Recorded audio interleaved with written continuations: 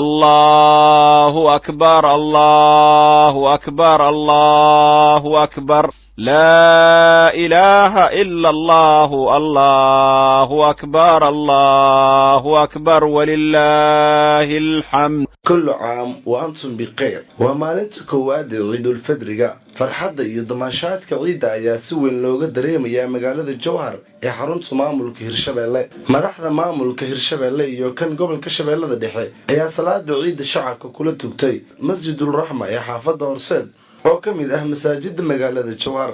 Kadib tugashada salaada waxa ay madaxda socdaal ku soo mareen qaybo ka mid ah xaafadaha magaalada Jowhar oo ay shacabka farxadda ciidda kula wadaageen.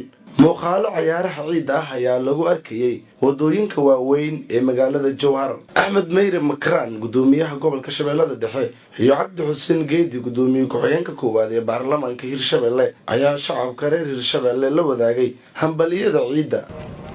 maanta guud ahaan waxaan u hambaleeynaa ummadda Soomaaliyeed iyo ummadaha Islaamka dhammaan.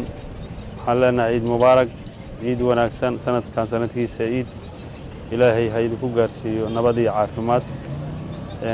gaar ahaanna maartay ummadda Hirshabeelle gobolka Shabeellaha Dhexe gaar ahaan ilaahay waa noo gargaaray 29 maalmood ee soon maanta aan afurno ciid soo dukanay waa ilaahay mahadiis. maanta waa farxad aan la soo koobi karin. islaamka oo dhan uu faraxsan yahay. meel kasta oo islaamka dunida islaamka laga joogo waa faraxsan yihiin, way ciideysteen. annagana waxaan leenahay ciidan ciideeda kale ilaahay nabad iyo khayr ugu gaarsiiyo. ilaahayna naga aqbala soonkii aan soo marnay.